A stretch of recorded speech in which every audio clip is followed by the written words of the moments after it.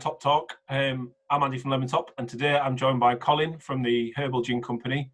So I'd like to get Colin to introduce himself and tell the viewers a bit about his background and how he came to launch the Herbal Gin Company in the middle of a global pandemic.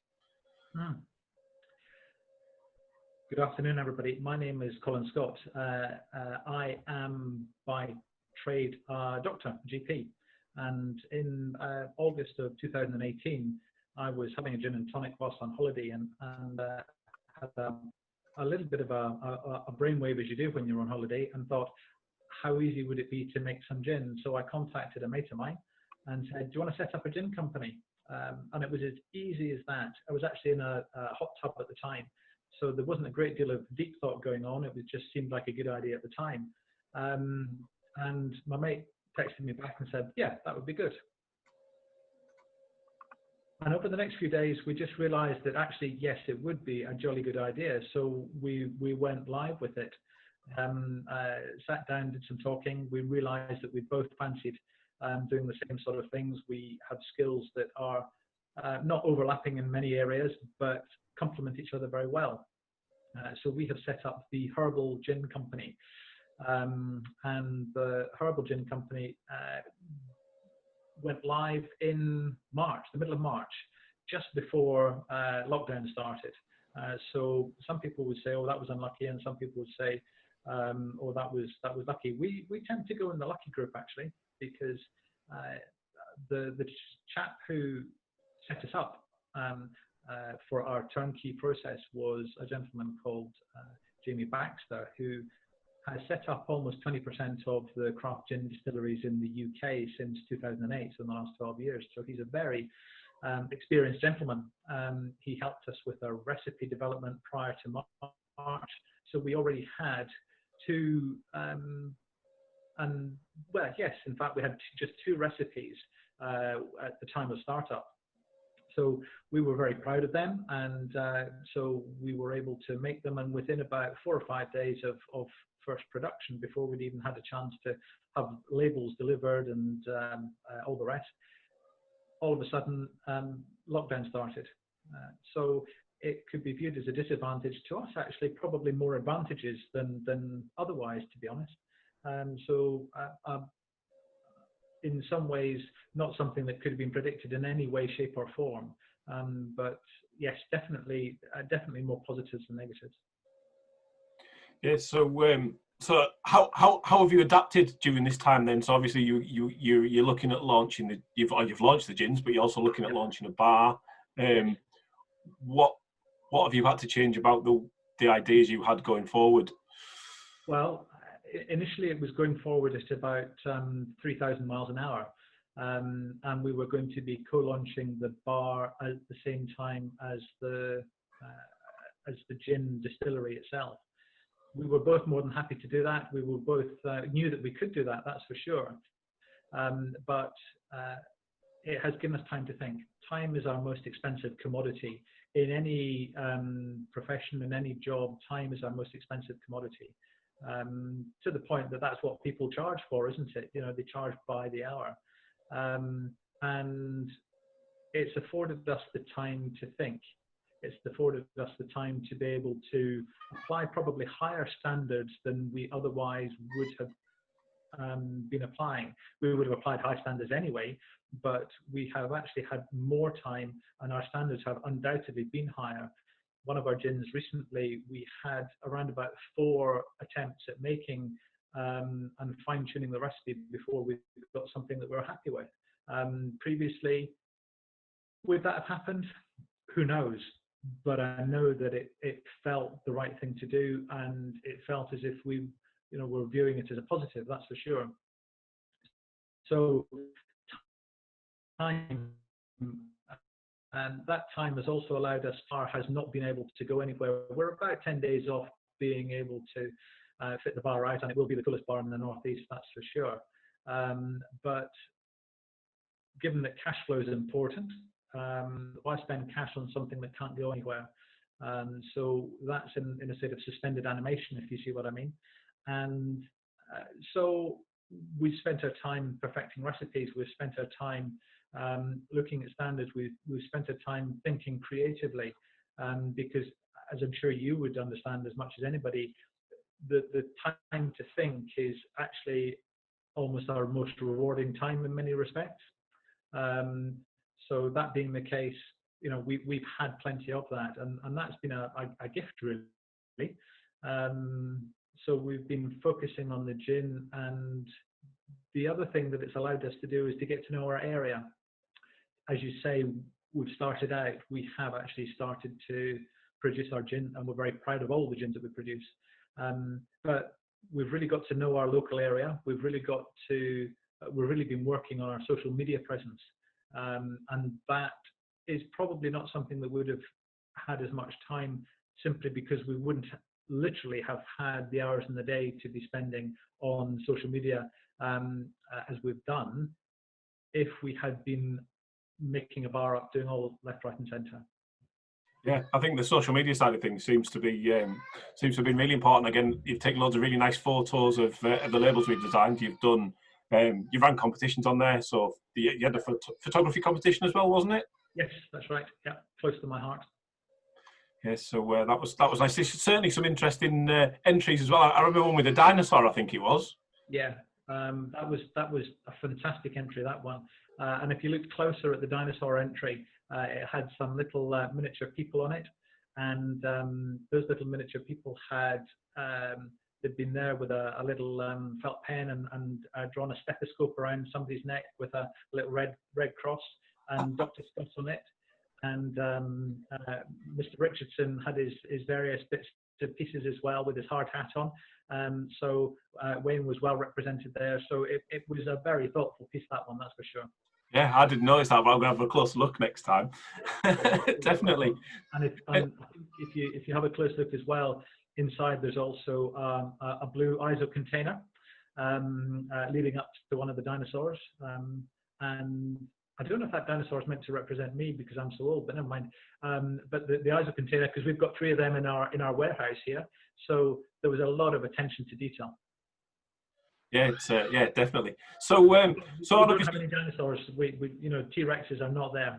Oh, I don't remember seeing any when I called him before. Yeah, but so you've released 8 flavors, I think, so far. So tell people a little bit about them and what's to come in the future. Sure, I'm delighted to. We have got we've got 5 London dry gins. And we've got some distilled gins as well. 8 coming on 9 now, because we were successful with trialing last night as well. So yeah, we're looking at almost 9 now. Our flagship start-off gin was our herbal gin.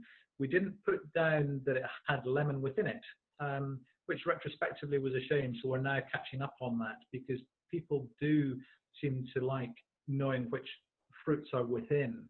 The herbal gin inevitably has a lot of herbal presence. It's got some eucalyptus in it as well, which might sound a little bit strange to people, but it's very good at keeping that going on your palate, and it works very well from that point of view.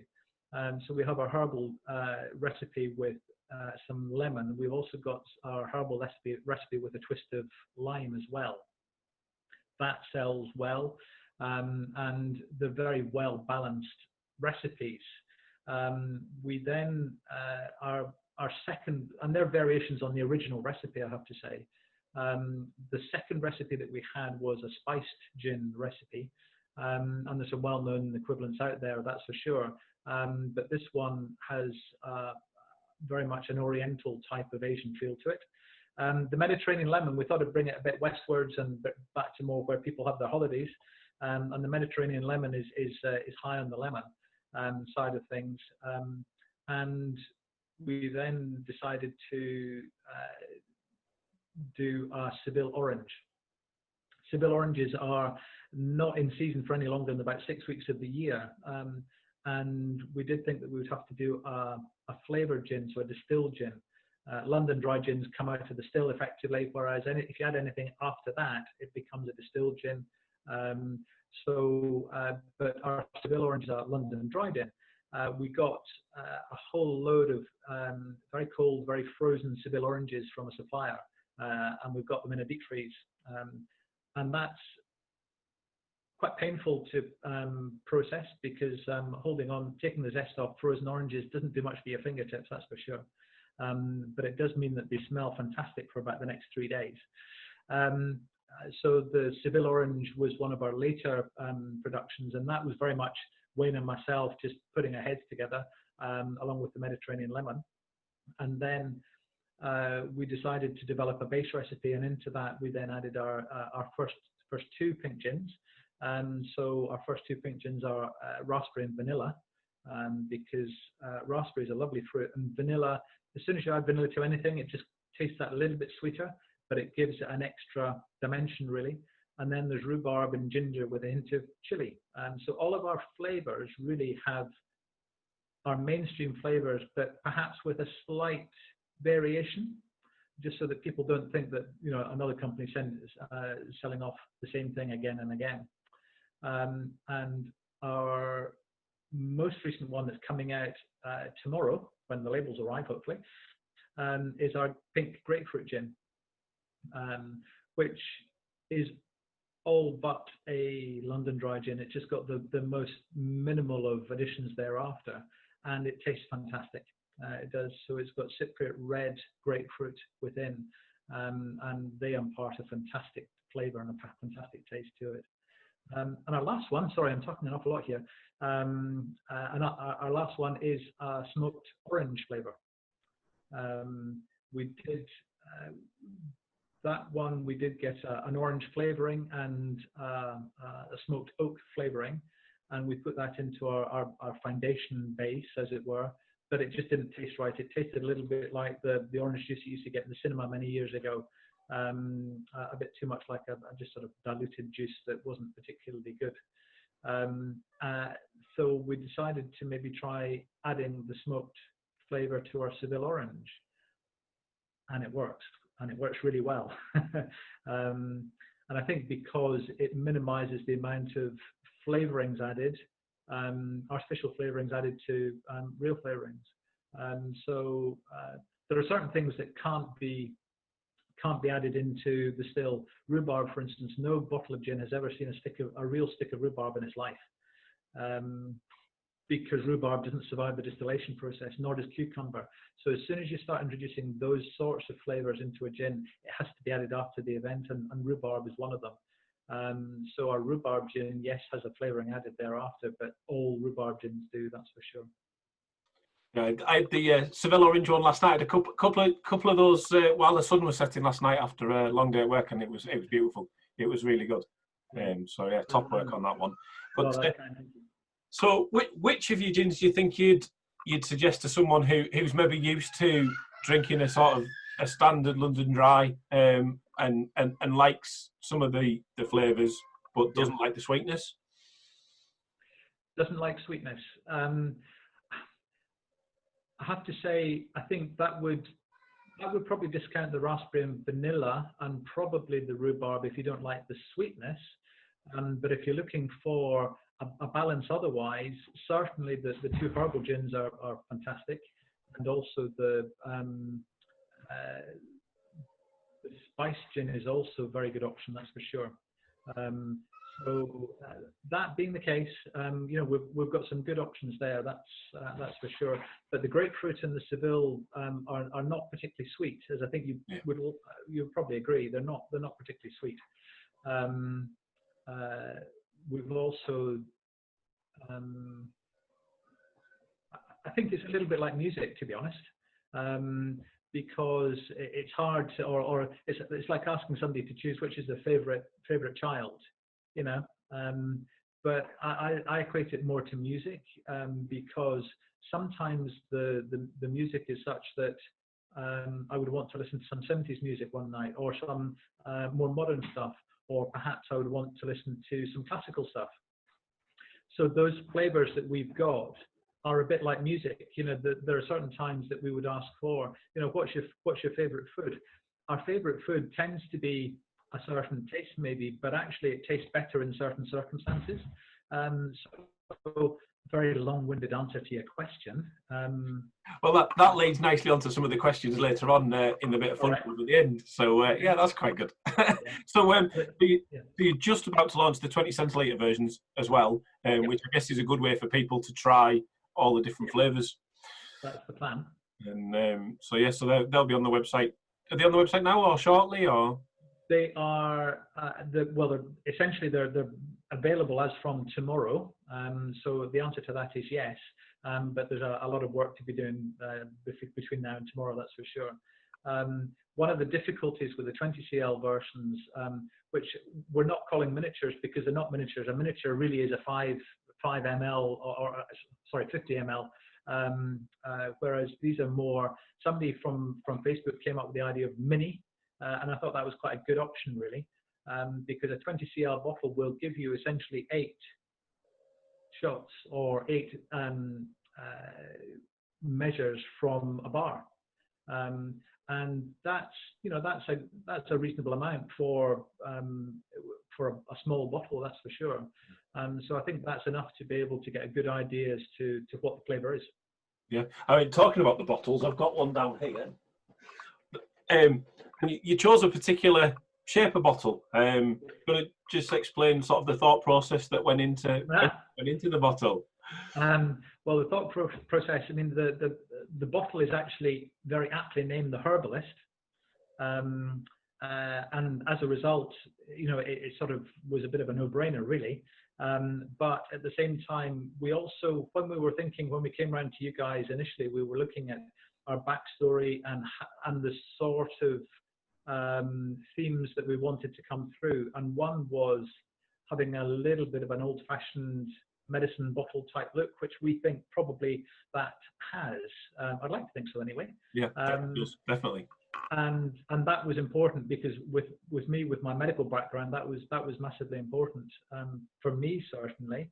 And we thought that it also made it stand out a little bit. Maybe not in height, but certainly in character and in nature, because there are one or two people with bottles shaped like that. But we thought that it was fairly unique in its size and lent itself well to the sort of labeling that we decided to go for. Yeah, and I think again, once you see all the different colours of the labels with the smoke infusion. All lined up, I think it is really impressive and does certainly stand out, doesn't it? And I'm looking forward to walking into the bar and seeing them all lined up in the bar once it's open. Well, they'll be lined up in two ways, because they'll be lined up on the serving shelf, but they'll also be lined up within the aircraft fuselage with all of the different, because 6 meters of bar gives us 12 aircraft windows, because it's two windows per meter. And so we're going to have all of our gin bottles there, but then we'll also be bringing out our vodkas as well, so that'll come out soon as well. Yeah. So you touched on it there, the aeroplane. So tell people a little bit about the theme behind the bar and where that comes from, and some of the. I know because I've seen some of the bits of kit you've got in there. It's certainly impressive, and I've not seen anything like it, to be honest. Well, we'd like to think it's going to be the coolest bar in the Northeast, that's for sure. We certainly think that it's the longest bar made out of an aircraft in the UK, if not the world, for that matter. So for people who are watching, we have chopped 6 meters out of the side of a Boeing 737 aircraft to give us 12 windows, and that's what people will be leaning against at the bar with a nice stainless steel top on it. The back of the bar is the galley, the aft galley of an Airbus A320. So when you go to the back of the plane and you see where all the drinks are being served from or whatever else, that's what we've got. We've got that cross section, and that's the back part of the bar. It'll have fridges above and below and to the side and whatever else. As you walk in through the aircraft fuselage into the bar, you'll turn left, and that is fairly iconic in name and nature, because turning left usually puts you into the first class part of an aircraft, and we've managed to obtain 4 first class seats from a jumbo jet. So they'll be the first four seats that you see. And then we've also got 20 sets of sets of 3 leather seats for us mere mortals that sit in the normal part of an aircraft. So we've got essentially 60 seats that will be placed strategically around the bar area itself. There will be a 2-person aircraft strung up from the central girder of the warehouse, and that will be dive bombing the bar area. Having said that, you won't see that when you're in the bar because the bar will be enclosed inside the canopy of a hot air balloon. So other than that, it's going to be a run-of-the-mill sort of bar, really. But what's most important in a bar, I mean, and a place to go, I don't know about you or people listening, but if I go somewhere, you might have a fantastic time for 2 or 3 hours in a bar. You go to the loos. The loos are cold and not very well kept, so they're going to have good quality loos. Because if you come out saying that was pretty rubbish, then you don't go back again. So they'll be good quality, that's for sure. So not the loos from a Boeing 747 or anything then. Well, we did think about that, and it may well be that we can, if you can find for us, we may well get the images of the inside of an airplane toilet, but I'm not sure that we've necessarily find them very easy to get. But it's all going to have underfloor heating as well, because Wayne, my business partner, his thing is renewables particularly, and power stations, making mini power stations. So our bar will be warm even in the depths of winter with the underfloor heating. And we reckon that probably by about 9 o'clock at night, if we work carefully and if we do it right, we can recycle the heat generated from the people in the bar to be able to heat the bar up sufficiently so that by 9 o'clock it's self-sufficient.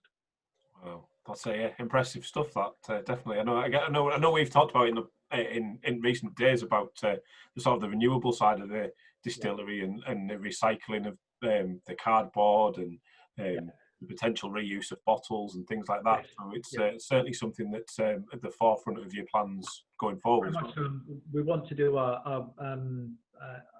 recycle as much as we possibly can. What we use for our fulfillment, our delivery services is 100% recyclable. And I've also got in touch with a company to provide stamps. So we don't have to print anything, so keeping costs down.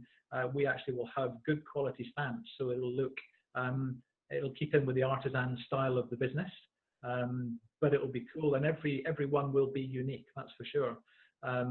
But we want to use a refill, not landfill type policy for our bottles. So we did think about whether it's a certain percentage off your next bottle.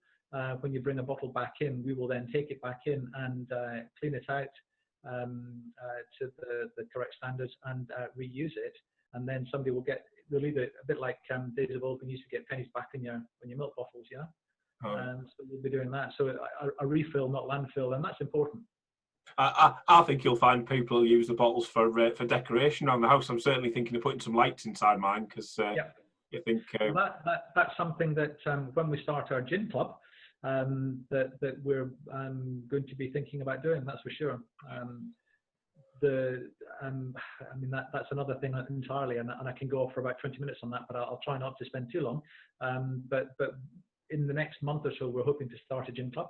But it'll be a gin club with a difference. So yes, there'll be things like LED lights to be able to put into the bottles that people will hopefully be drinking. But there'll be actually 2 bottles inside the gin club delivery. There'll be a normal size bottle, but there'll also be a 20 cl, a mini bottle. And that's a bottle, essentially it'll be version 1 of a flavor. And we want people's feedback. So we want people to feel that they've got a means of being able to direct our progress, if you see what I mean, so that people feel involved in the creation of our produce.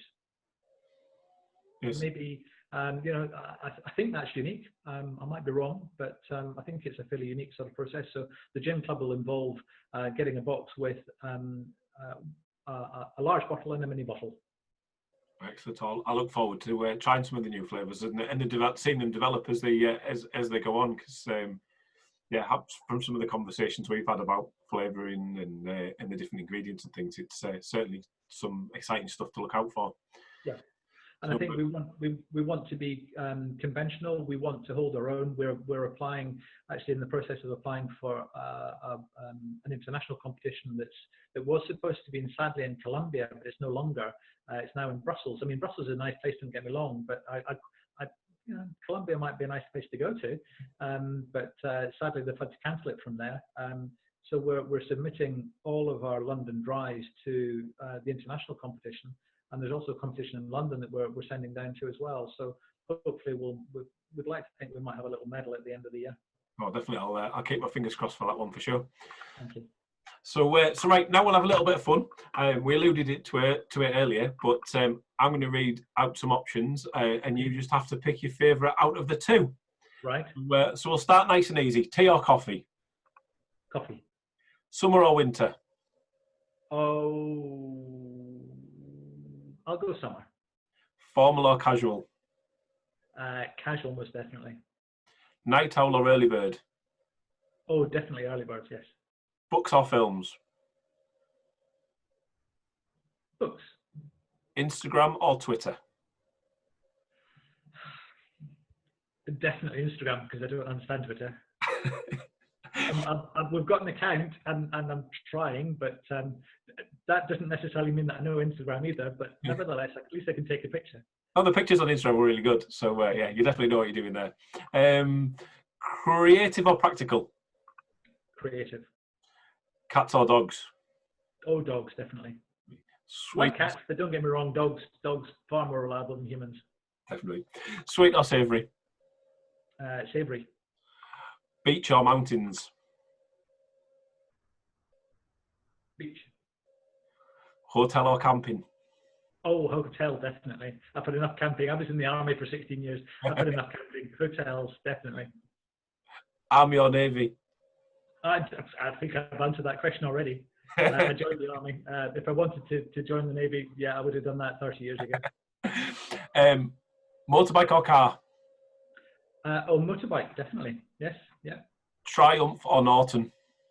I think you've seen my Triumph, so I think that's an obvious. Seville orange or pink grapefruit? I think I've got somebody delivering something. Yeah, somebody's delivery's being made. Sorry. Say again. Seville orange or pink grapefruit? I'm going to go for the pink grapefruit. Ooh. And then London dry or distilled? London dry. And finally, last question. Have you ever had a Lemontop ice cream? No. No. No. Out of all the people I've interviewed, no one's had one yet. So once this is over, we're going down to Redcar for a Lemontop ice cream. Definitely. Okay. Yeah, we'll do that. I thought you would have had one. I thought you'd have been down the beach with the dog and been for an ice cream. Never had before, I'm afraid to say. Oh, disappointing now. I find that Wayne has, but no, not me. Oh, well, brilliant. Well, thank you for joining me, and I'll catch up with you soon. Look forward to that. Take care. Take care. Cheers. Yes. Thank you. Bye-bye.